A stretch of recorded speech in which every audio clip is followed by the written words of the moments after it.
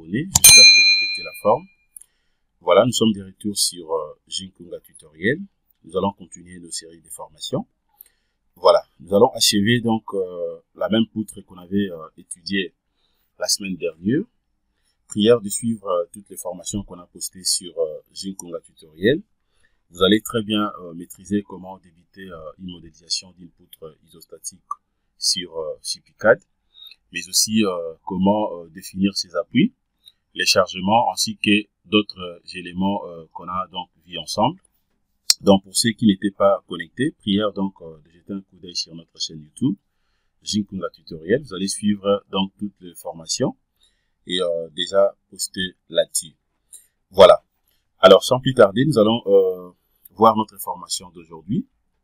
Alors aujourd'hui, compte tenu de justement des questions reçues, je vais vous montrer comment interpréter les résultats des efforts MNT, c'est-à-dire moment, effort normal ainsi que l'effort tronçon d'une poutre en béton armé avec CPCAD. Voilà, donc c'est la même poutre qu'on avait étudiée la semaine dernière, une poutre isostatique reposant sur des appuis. Et donc je vais vous montrer de manière à ce que vous puissiez très bien maîtriser comment donc interpréter mais aussi analyser donc les diagrammes des efforts tronçons, moments fléchissants ainsi que de l'effort normal s'il y en aura. Voilà, abonnez-vous massivement et likez nos vidéos si vous avez des commentaires. En tout cas, n'hésitez pas donc de nous balancer vos commentaires et aussi poser vos questions. Premièrement, nous vous présentons en tout cas nos excuses par rapport au désagrément, vu que nous recevons en tout cas beaucoup de questions, plein de préoccupations, mais vu les temps vraiment tellement difficiles que nous puissions répondre directement à toutes vos questions, nous allons le faire d'une manière progressive, s'il vous plaît. Voilà, donc la poutre en question est là. Ça, c'est une poutre qu'on avait modélisée la semaine passée. Alors, je viens d'abord au niveau de l'hypothèse de charge. C'est ici où je vous avais montré comment est-ce qu'on peut définir les cas de charge. Voilà, définir les cas de charge, mais aussi, disons comment donc appliquer ces chargements. Alors, les cas de charge sont définis ici. Regardez par exemple au niveau par exemple des poids propres. Les poids propres a été déjà pris en compte, hein, donc c'est déjà considéré. Mais au niveau de charge permanente, je vais cliquer à côté. Vous allez voir ici que c'est mentionné 1. Normalement, j'avais inséré 3 types de charges permanentes, mais sauf que je viens donc d'isoler des autres charges pour rester que avec une seule charge. Je suis en train de travailler avec ça. Voilà, c'est juste question de cliquer ici. Regardez, donc je viens de désélectionner le D. Si par contre, je vais considérer donc les 3 types de charges permanentes que j'avais insérées, c'est juste question de venir cliquer ici. Voilà, c'est-à-dire que je viens de confirmer aussi la charge permanente dit au plancher reposant sur la poutre. Voilà, je viens de considérer les 3. Ça, c'est la charge permanente dit au poids de revêtement. Voilà, mais par rapport à ces projets, par rapport à ce que nous voulons faire, et je refusais de travailler avec le D type de chargement. Voilà, donc ça dépend des projets. Hein. Comme c'est une formation, je me suis dit que mieux vaut de considérer seulement une chargement donc dit à la chape qu'on avait définie. Voilà, donc déjà là c'est au niveau des charges permanentes. C'est déjà bon, j'accepte. De l'autre côté aussi pour la charge d'exploitation, je fais la même chose.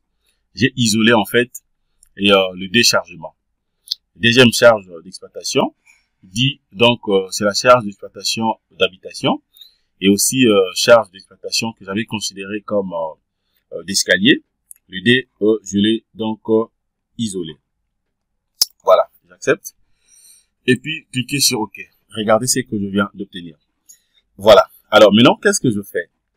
Je peux venir sur données générales. Là, je suis en train de vérifier seulement quelques artus. Voilà, ce qu'on avait vu la semaine passée. Je vous avais aussi montré comment définir donc les appuis. Regardez, donc les appuis sont là. À gauche ici, vous avez donc un appui et articulé. De l'autre côté, vous avez un appui encastré. Alors, je vous avais dit pour définir ces genres d'appui, c'est juste question de venir maintenant ici. Vous cliquez sur description de nœud. Une fois cliqué, et puis vous venez cliquer sur l'appui. Une fois que je clique, voilà, c'est à ce niveau que je peux modifier les appuis comme je vais.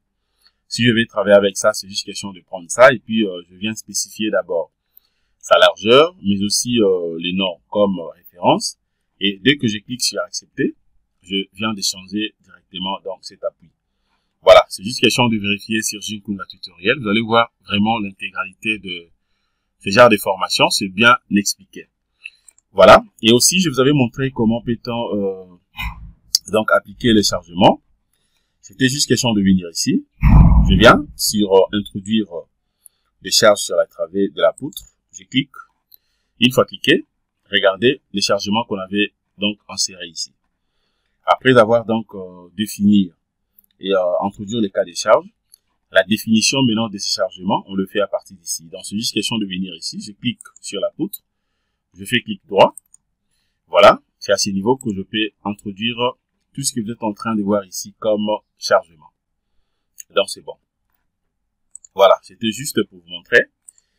Étant donné que cela a été déjà fait, et puis j'avais déjà lancé les calculs, regardez, vous avez même la possibilité de voir déjà donc le plan d'armature, l'espacement ainsi que et tout ce que le logiciel m'a proposé en fait.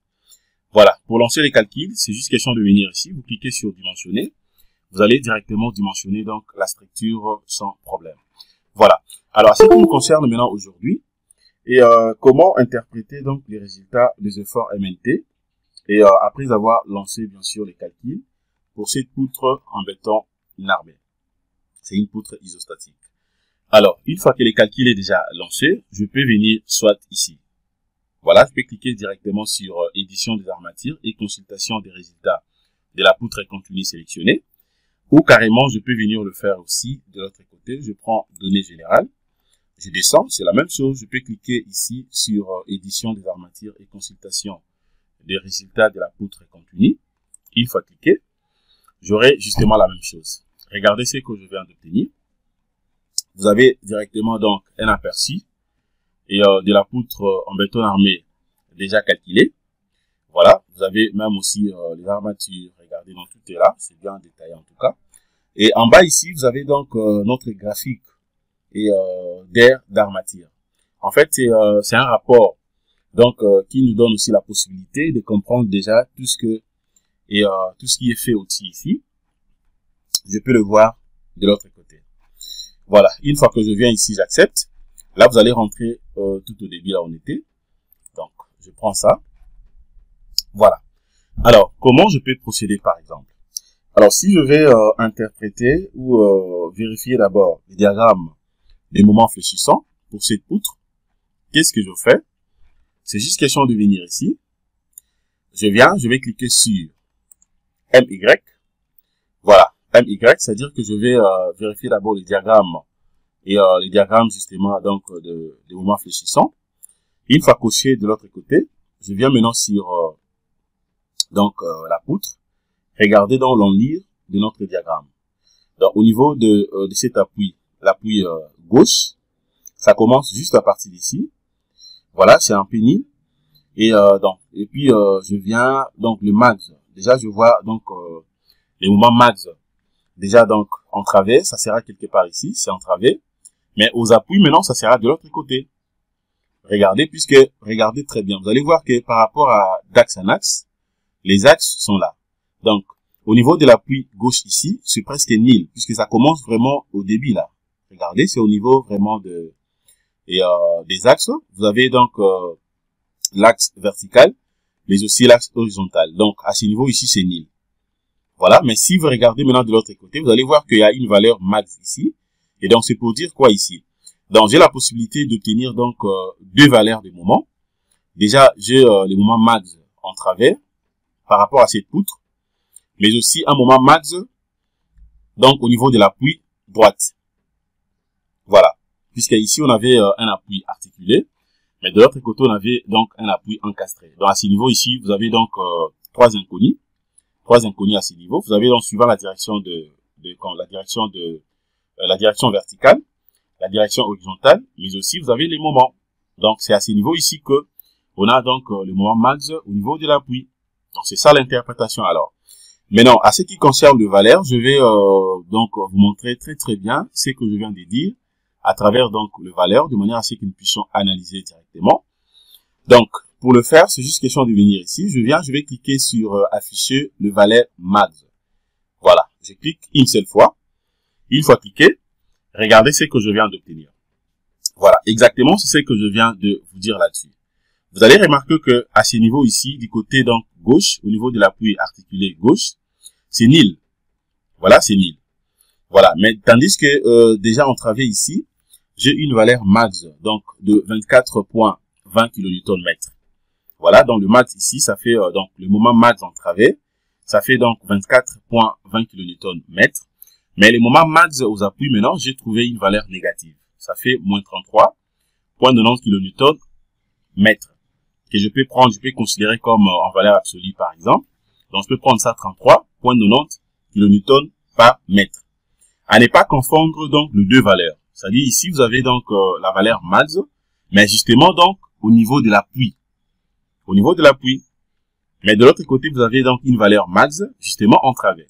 Donc si je vais par exemple dimensionner ou je vais par exemple calculer soit et les plans d'armature de cette poutre en main, c'est-à-dire je vais considérer tout simplement donc les deux valeurs que vous êtes en train de voir ici. Je vais considérer premièrement la valeur max en travers. Je vais calculer d'abord avec ça. Voilà dans les AS. Je vais calculer ça en fonction de ça. Et maintenant de l'autre côté aussi je vais calculer les AS à travers donc la valeur max de l'appui de moins 33,90 kN que je vais considérer comme une valeur que je peux prendre donc en valeur absolue. Voilà, donc c'est ça. Alors, à part ça, maintenant, qu'est-ce que je peux aussi vérifier pour ce qui concerne les moments? Alors, si je vais, par exemple, bon, je peux d'abord cliquer comme ça. Si je vais décaler le diagramme, les moments fléchissants, une fois que je viens, je clique ici, vous allez voir que le dé sera directement décalé. Voilà, à ce qui concerne donc l'enlire, vous avez donc justement l'enlire de premier diagramme au niveau, bien sûr, dans entravé, c'est un tout petit peu décalé, avec les diagrammes au niveau justement de l'appui. Donc ça, c'est justement pour bien voir et le valeur, au cas où la visibilité n'était pas vraiment du tout bonne. Vous pouvez le faire comme ça. Voilà, donc je peux cliquer. Alors, je vais cocher aussi côté donc le point des moments nil. Voilà. Une fois que je clique, regardez maintenant ces niveaux ici. À ces niveaux, donc, vous avez la possibilité au moins de vérifier déjà dans les côtés les côtés dans du point et du moment nil. Justement, par rapport à cette distance, la distance, ça fait de 92,8.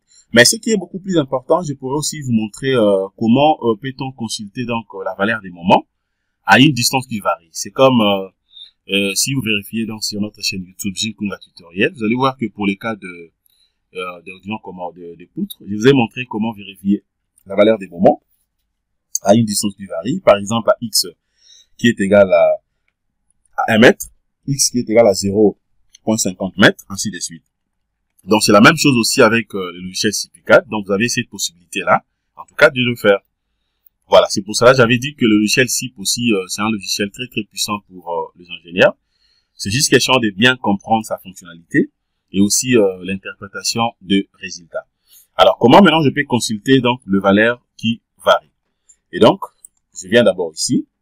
Je vais cliquer sur consulter le valeur. Voilà. Maintenant, je viens ici pour défiler. Alors, si je rentre juste au début là, vous allez voir que, voilà, juste au début, vous allez voir que là, c'est nil. Vous voyez? C'est presque nil.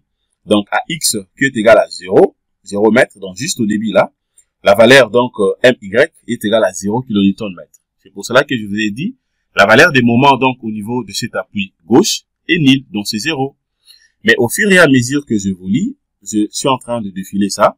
Regardez en bas ici, regardez aussi, ces rapports, les graphiques. Regardez. Donc, je vais chercher, par exemple, à une distance qui varie. Je prends, si je prends, par exemple, à une distance de combien? De 0,20 mètres. La valeur des moments ici est égale à combien? La valeur des moments que je suis en train de voir ici, ça fait donc 0,87 kN mètre. Vous voyez? Voilà. Donc, je peux évoluer maintenant. Je peux évoluer. Je m'en vais d'abord jusqu'ici. Voilà. au milieu, là, ça fait 24,15 kN. Voilà, donc, à une distance, je cherche d'abord le 2 mètres. À 2 mètres, ça sera égal à combien? Voilà. À 2 mètres ici, ça fait, la valeur des moments est égale à 22,05 kN. Voilà. Donc, c'est en utilisant donc cet onglet que vous aurez donc la possibilité de vérifier la valeur des moments à une distance qui varie. Donc, vraiment, c'est très, très simple à faire. Voilà. Et puis maintenant, je peux aussi voir quoi? Ça, c'est les sous, donc, les portiques. Voilà. Alors, je peux voir encore quel élément. Voilà. Donc là, déjà, c'est bon. Alors, je peux vérifier maintenant d'autres efforts. Je prends d'abord, et à ce qui concerne l'effort tranchant. Voilà, je prends d'abord ça. Regardez maintenant l'effort tranchant. Voilà. Donc, vous avez l'effort tranchant est là. Alors, vous allez comprendre que, à ce qui concerne par rapport, et l'effort tranchant, donc, ça va d'ici jusque de l'autre côté. Donc, le TA, voilà, au niveau de cet appui A, l'effort tranchant est égal à 28,64 kN. Voilà. 28,64 kN. Mais tandis qu'au point B ici, l'effort tranchant, ça fait moins 46,46 kN. Voilà, donc ça, je peux prendre ça en valeur absolue. Donc, entre les deux, si je vais considérer le max, je dirais que je peux soit considérer ça, mais je prends ça en valeur absolue, donc ça sera 46,46 kN. Donc, voilà. Donc, c'est vraiment simple. Et, donc, les valeurs max sont là. Vous avez donc deux valeurs. À ce qui concerne donc l'effort tranchant. Voilà. Si vous voulez peut-être changer aussi sa couleur, c'est simple. C'est juste question de venir ici. Vous faites clic droit et puis vous allez changer comme vous voulez. Voilà. Et donc, si je vais vérifier aussi à une distance qui varie, comme j'avais fait pour les cas des moments, c'est juste question de cocher, puis je viens ici, je commence à défiler. Voilà, je commence à défiler, je vais chercher d'abord à 2 mètres. 2 mètres, voilà. À 2 mètres, ça fait combien? À 2 mètres, ça fait combien? Voilà, vous avez donc la valeur, donc, ici, en bas. Voilà. Alors, je peux vérifier aussi par rapport à l'effort normal. Voilà, vous allez voir ici que l'effort normal est nul. Exactement, ça c'est correct, puisque vous allez remarquer que donc suivant la direction horizontale, en fait, on n'avait pas introduit donc de valeur. Il n'y avait absolument rien. Donc cela est nul. Donc c'est vraiment correct. Exactement, c'est comme seulement dans Robot Structural Analysis. C'est pour cela je vous prierai en tout cas les ingénieurs et de bien maîtriser aussi le logiciel CP4 à ce qui concerne surtout l'interprétation, puisque c'est très très très important. Puisqu'un ingénieur, il ne suffit pas seulement de dimensionner un projet, mais il faut vraiment que vous puissiez être très très mieux à mesure de bien interpréter donc tout ce que vous êtes en train de voir devant l'écran. L'idéal est que, avant d'utiliser n'importe quel logiciel de calcul des structures, vous devez dorénavant maîtriser d'abord les calculs des structures à la main. D'autres notions préliminaires aussi, de la réduction sur matériaux, ça va vous aider de manière à ce que vous puissiez très bien comprendre comment est-ce qu'un logiciel fonctionne. Alors déjà, je vais vous annoncer donc du CP là. On aura donc des formations aussi en calcul des structures à la main, de manière à ce que vous puissiez comprendre comment est-ce que donc ça fonctionne. Voilà. Et puis je viens de l'autre côté. Voilà. Je peux vérifier aussi suivant donc le MT. Vous allez voir que tout est là, donc c'est bon. Alors j'espère que vous avez très bien suivi ce que je voulais vous montrer. Et donc, alors si je peux aussi, je vais afficher le valeur, par exemple de Z. Voilà, donc tout est là. Voilà, je crois que nous sommes arrivés à la fin de notre formation concernant ce qui était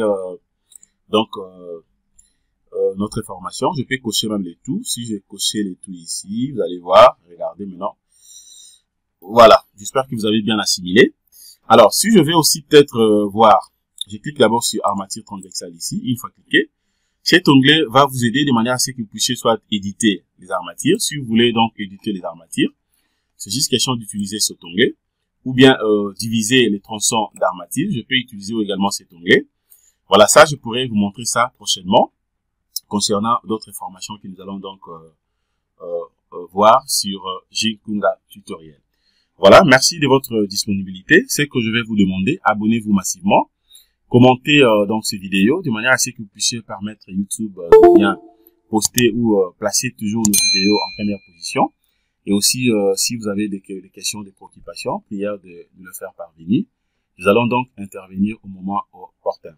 Voilà, merci de votre disponibilité. Passez une excellente journée. Au revoir.